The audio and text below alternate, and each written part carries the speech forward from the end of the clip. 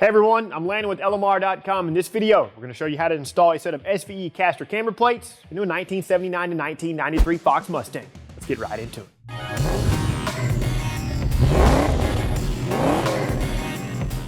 All right, today we're going to be installing some caster camber plates into our 1990 Mustang GT that we call two-tone. Before we get rolling, it's important to note whenever you do install a set of caster camber plates that you immediately have the car aligned. You can align the car to Ford's recommendations, or you can have it set up to your individual needs depending on what you're doing with the car, such as the occasional autocross or road racing event. For this install, I've already removed the strut from the car, and if you would like to see how that is done, check out the link in the video description. Also, if you want to learn a little bit more about the SVE caster camber plates, check out the review video as well. Start by placing the main plates on a workbench and determine which side is which. Position both plates so that the long slanted edge is facing the fender and that the slots in the main plates are oriented correctly. The driver's side main plate will have the single slot closest to the oval opening for the bearing plate. The passenger side main plate will have the two slots closest to the oval opening for the bearing plate. If you're still unsure, refer to the diagram in the instructions. Position a bearing plate underneath the side that you're working on. Since we want maximum caster with our stock Camber, the screw holes that will be occupied are the center hole and the hole that is closest to the front of the car.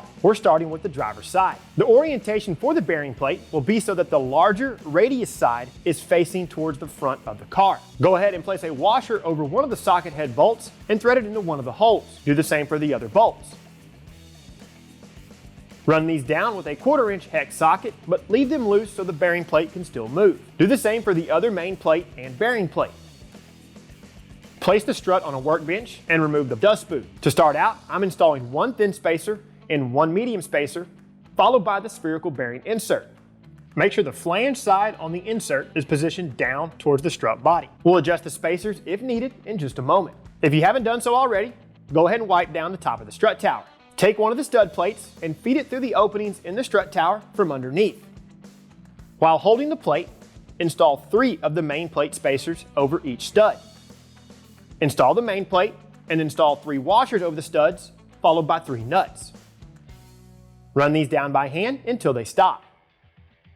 Make sure the bearing plate can move freely. You'll want to slide the stud plate towards the fender until it stops. Use a 19mm socket and run down the nuts. Hold this in place and then center the slots in the main plate with the 3 studs. Snug down the 3 nuts with a 19mm socket. We'll torque these at the end of the installation. Slide the bearing plate as far back as it will go towards the rear and snug down the 4 socket head bolts. Now you can install the strut through the bearing plate and hold it in place with your hand. Position the other bearing insert over the strut shaft with the flange side position up towards the top, followed by either the large or medium spacers. These spacers will take up the remaining space on the strut shaft. Make sure the nut engages all of the threads. If it doesn't, remove one of the spacers and then reinstall the nut. Run the nut down until it's snug. Like the other hardware, we'll torque this at the end of the installation. Now you want to take some Play-Doh and roll it into a ball that's a little bit smaller than a ping pong ball. Place this on top of the strut shaft and gently push it down so that the Play-Doh doesn't roll off. You want to carefully lower the hood by hand. Whatever you do, don't slam it. Whenever it makes contact with the latch, gently push it closed. Reopen the hood and inspect the Play-Doh. Depending on how much Play-Doh was squished, will determine if spacers need to be removed or added. In our case, we are right on the money with the small and medium spacers. The reason that this is important is to ensure you are maximizing the travel of the strut shaft. You want the top of the strut shaft as close to the underside of the hood as possible. If there isn't enough spacers used underneath the bearing plate, the strut shaft will make contact with the underside of the hood, which is what you don't want. Keep in mind the small variances in OEM hoods, as well as aftermarket hoods if you have one. Whenever the strut shaft to hood clearance checks out, you can go ahead and repeat these same steps for the other side. After that, you can reposition the spindle back into the strut and reinstall the hardware. The torque spec for this hardware is 148 pound-feet. Reposition the brake caliper over the rotor. If needed, clean the bolts and apply fresh brake parts grease.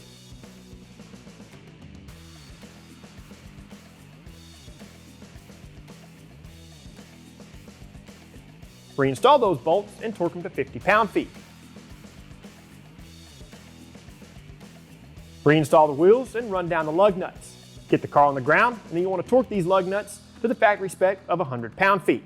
Now we can torque the hardware for the caster camber plates and the strut shaft. The nylock nuts have a torque spec of 65 pound-feet, and the socket head bolts you'll want to torque in a crisscross pattern to 27 pound-feet. Now, because of the nature of the strut shaft retaining nuts, it's difficult to torque these, so you'll just want to do your best and ensure that they are near 74 pound-feet. At this time, you can take the car to the alignment shop and have them align the car to your preference or to the factory specifications. After that, you're good to go. All right, folks, like any of our videos, I hope this one has provided you with some good technical value. That's all we have for you today. So until we catch you in the next one, y'all know what to do. For all things Fox Body Mustang, keep it right here with the real enthusiasts, LMR.com.